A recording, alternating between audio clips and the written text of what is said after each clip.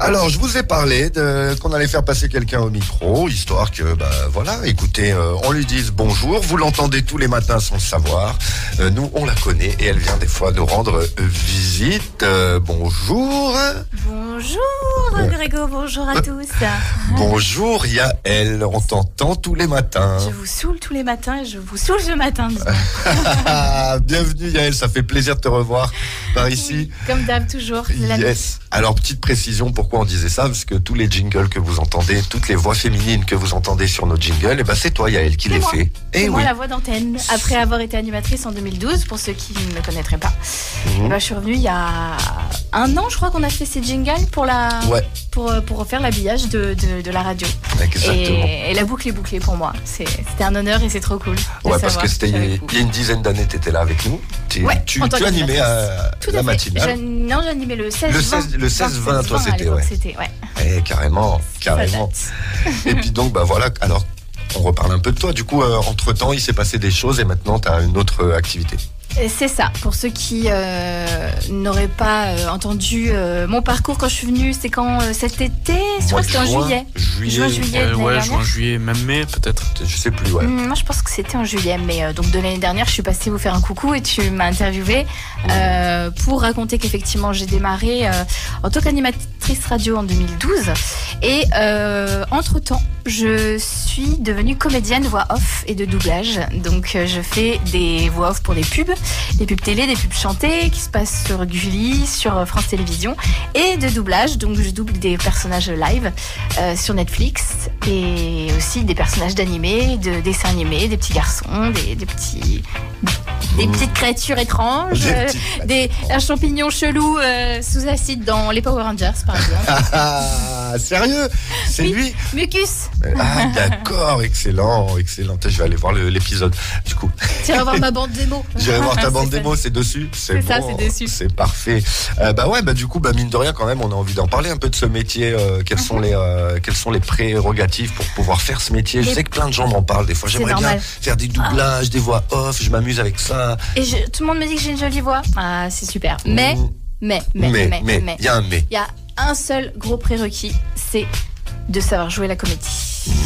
Et non seulement de savoir le faire, mais aussi d'aimer ça, parce que il faut se faire sa place. C'est absolument pas fermé, mais on ne t'attend pas. Et si tu te lèves pas avec cette envie au bide de donner corps à tes personnages, t'auras pas la patience pour que on t'ouvre des portes, pour qu'on te laisse ta chance, pour attendre qu'on te rappelle, pour te donner un petit rôle et puis ensuite monter en lignage, comme on appelle ça, et monter en plus grand, de rôle en rôle, quoi. Donc il faut absolument aimer jouer la comédie, sinon vous tiendrez pas la distance et puis si ça manque de sincérité dans le jeu, on vous appellera pas, quoi. Enfin, on ne fait pas ce métier pour se dire que c'est cool de faire un animé, un doublage d'animé, ou pour l'argent ou pour la fame, non, il faut le faire. Pour moi, c'est un des plus purs une des plus pures façons de jouer, parce qu'en plus on s'efface derrière le jeu d'un autre comédien. Et ou alors, quand c'est un dessin animé, on crée un personnage de A à Z. Ouais, là c'est à vous de le créer, quoi, à ce moment-là, quoi. C'est ça. Par exemple, tu nous as fait écouter la musique du film Spider-Man. Il y a aussi les jeux vidéo. En jeux vidéo, on a quelques cinématiques, mais sinon on n'a pas d'image. Donc pas de labial à gérer et tout, mais ça veut dire qu'il faut aussi créer le personnage entièrement. Pour un jeu vidéo, vous n'avez pas l'image? Non. Vous avez juste Il y a quelques cinématiques. Parfois la tête du personnage, on te le met en face pour que tu puisses te dire alors il a tel âge, je vais le prendre dans mes graves ou... Et après, on a l'audio en anglais dans l'oreille, ou avec un timecode. Par exemple, tu as 3 secondes pour dire lâche-la tout de suite. Tu vois, si en anglais, ils disent let go of her. Et ben, il faut pouvoir mettre dans le même temps la même intention et le plus vite possible. Et ils vous montrent pas les images. Il faut aller très vite. Ils vous montrent pas les images pour pas spoil le jeu vidéo. Alors, il y a aussi ça. C'est histoire de. C'est vrai qu'il y a la confidentialité, mais c'est pas forcément nécessaire. En tout cas, normalement, quand tu es un comédien chevronné, tu n'as pas besoin d'images ou de bande rythmo pour coller au labial. Et tu te débrouilles. Est-ce que tu as des directives quand même? Parce que quand on te donne quand même des indications d'interprétation, c'est plutôt un personnage fragile, ou là il est plus ou moins énervé. Oui. Oublie pas que dans son histoire, il a ça. Est-ce que ça, c'est des indications qui sont données par qui, par exemple? Bien sûr. Évidemment, tu fais bien de le dire, mais pour moi, c'est évident qu'on est dirigé. C'est le directeur artistique qui, lui, a tout vu. Il a vu la série ou le film ou le jeu vidéo. Il a peut-être même joué. Souvent, vu combien ça coûte de faire un jeu vidéo, le dernier Spider-Man avec Donald Renew, là, vu le pognon, je pense que le DA joue. Et il a l'histoire, et donc il dirige le comédien, de lui dire alors là tu l'as combattu lui, t'es énervé parce que ta nana elle t'a pris la tête parce que machin. C'est toujours une histoire de sous-texte, évidemment. Oui, on est dirigé sur les émotions, puisque on arrive et on n'en sait pas plus pour que ça aille vite, pour la spontanéité du jeu et souvent pour la confidentialité. Est-ce qu'il t'est arrivé de créer totalement le personnage, c'est-à-dire que on t'a donné très peu d'indications et toi dans ta voix t'as dû puiser dans tes expériences, dans tes inspirations pour trouver un peu la personnalité vocale d'un personnage? Oui, parce que alors si c'est pas un personnage déjà existant que j'ai à l'écran, même un petit perso ou quelqu'un en vrai, on appelle ça du live quand c'est un doublage avec des vraies personnes. Ça m'est arrivé justement de faire un jeu vidéo pour les tout petits. Alors je crois que ce sera soit sur téléphone, soit sur Steam, et c'est un truc hyper didactique, tu vois, genre saute par ici, appuie sur ce bouton pour faire ça. Et du coup, on m'a dit, elle a juste cette tête-là. Et on m'a fait écouter la voix en VO, qui était très mimi, mais c'est vraiment pour les baby-choux, quoi. Donc je suis allée chercher la voix d'une toute petite fille, comme ça. Et après, c'est genre, appuie sur les boutons. Voilà, là, j'ai créé de A à Z parce que j'avais que l'image. Et si on m'avait dit, tu vois, elle est un petit peu Madame Je sais tout. Elle dirige les gens en disant il faut pas faire ci, il faut pas faire ça. Et moi je me suis dit c'est Hermione, quoi. C'est Hermione dans Harry Potter, genre il fait pas bien comme ça. La première élève, et pour moi c'était bon, je l'avais trouvé et on a appliqué ça en 2 heures, je crois.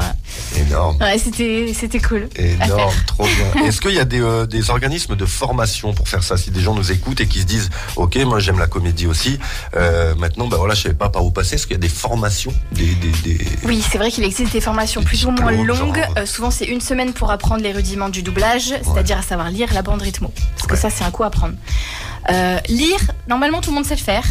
Et on arrivera à se caler avec l'expérience. Ce qui compte, c'est le jeu. Donc, il faut savoir jouer la comédie et aimer ça. Donc, faites du théâtre, faites de l'impro, trouvez des cours, trouvez un coach. Voilà, aimez jouer la comédie, apprenez à le faire, et ensuite vous formez à la technique du doublage, où là il existe des formations plus ou moins longues. Moi j'aime bien faire j'ai fait une formation longue pour apprendre à lire la bande rythmo, et après depuis 10 ans que je fais ce métier, j'ai continué constamment à trouver des coachings de 2-3 heures où on est 8 pour rencontrer des directeurs artistiques qui donnent ce cours-là. Ça veut dire qu'ils te voient travailler en live et qu'ils sont susceptibles de t'appeler après. Moi, c'est comme ça que j'ai eu mon premier rôle pour ma série Netflix, tu sais, Le Tailleur, la série turque. Donc, c'est moyen de se faire repérer et surtout de continuer à pratiquer, parce que la bande rythmo, il faut en bouffer pour choper le truc, tout voir à l'écran. Ça demande énormément de choses en plus de savoir jouer la comédie. Donc oui, il faut se former, mais comédien avant tout. Ok, très bien. Tilliane, t'avais un truc à dire? Moi, je voulais demander, tu vois, il y a des fois on voit sur TikTok ou même sur YouTube, tu sais, des extraits de films et avec en dessous la bande rythmo qui défile. La bande rythmo des paroles. Et est-ce que tu conseillerais ça du coup pour les futurs comédiens, les futurs doubleurs, de s'entraîner sur ça? Alors, dans l'idée, c'est pas mal, mais quand on sait déjà ce qu'on fait, parce que il y en a qui sont bien faites et c'est important de pratiquer, sauf que vous n'êtes pas dirigé. C'est-à-dire que tu peux avoir l'impression de t'en être hyper bien sorti, d'être fier, de publier et tout, et en fait t'es complètement à côté de l'intention, ou là t'en as pas fait assez, ou le gars il est à 30 mètres de l'autre personnage et toi on t'entend à peine comme ça. T'es pas dans la bonne intention, puisque le gars il est à 30 mètres, il faut projeter plus, il y a du vent, t'es en extérieur et tout. Quand on sait ce qu'on fait, tu vois, moi je le fais quand j'ai pas envie de perdre la main, parce que ça fait longtemps que j'ai pas été en studio. J'en trouve qui sont pas trop mal et je m'entraîne dessus, mais parce que moi j'ai 10 ans d'expérience et je sais si je suis dedans, je sais si je suis juste. Si on n'est pas dirigé, c'est un peu dommage. Et puis j'ai des amis qui ont commencé comme ça, qui en font sur TikTok, sur Insta et tout. Mais c'est des copines qui m'ont raconté qu'une fois qu'elles sont arrivées en vraie formation dans un auditorium avec un DA, l'écran géant et le micro au-dessus de ta gueule, et du coup paralysées quoi. Je veux dire, ah ouais, c'est pas comme chez moi avec mon micro de mes écouteurs devant mon écran de mon téléphone. Non, c'est pas pareil. Et ça, c'est la réalité du métier, l'auditorium. Donc il vaut mieux commencer par se former, les bases, et après tu pratiques de chez toi.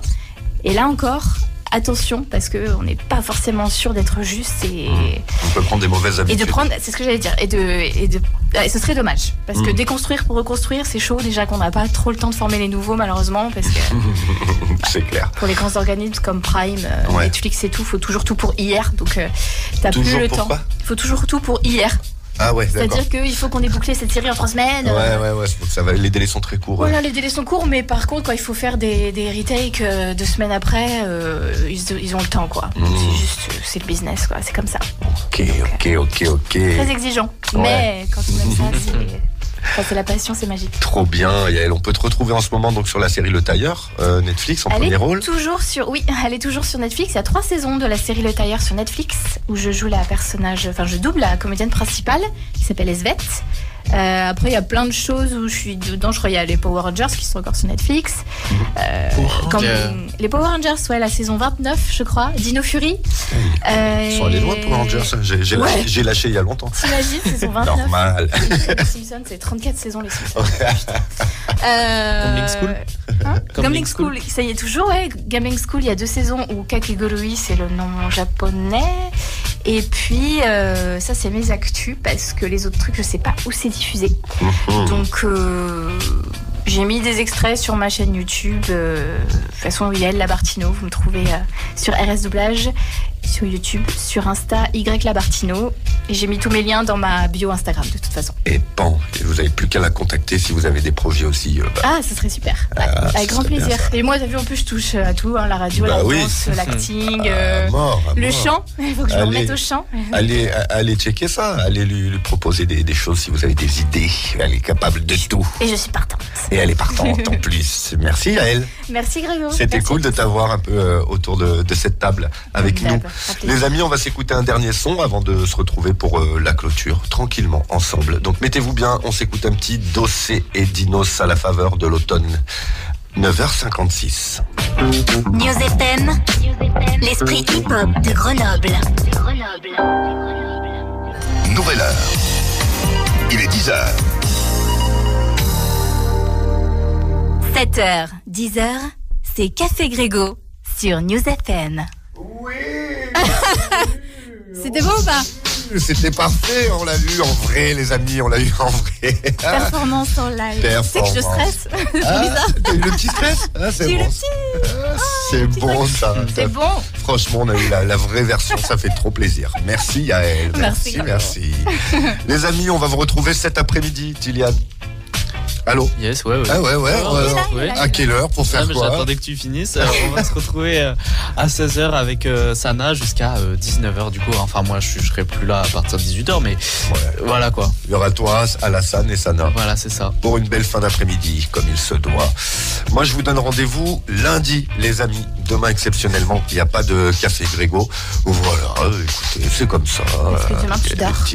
Demain, il y a de la... Ouais. Tu dors parce que ce soir, il y a un événement auquel je dois participer. Alors du coup, voilà, demain on se retrouvera pas pour le Café Grégo, mais on se retrouvera, vous retrouverez Sana et Alassane et Tiliane pour le 16-19, mais nous on va se retrouver lundi matin pour attaquer la semaine ensemble dès 7h, voilà, toujours avec Tiliane et Alassane, on va se mettre bien.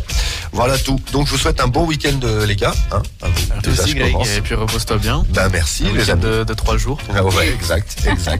Et puis je vous dis à lundi. Yael, c'était un grand plaisir de t'avoir. Comme d'hab. Merci beaucoup de ton accueil dans l'émission et très bonne journée à tous. Merci et tu reviens quand tu veux, tu sais très bien. Merci. Bonne continuation à toi pour la suite. À bientôt. Allez les amis, portez-vous bien, prenez soin de vous et de vos proches et je vous dis moi pour ma part à lundi. Ciao.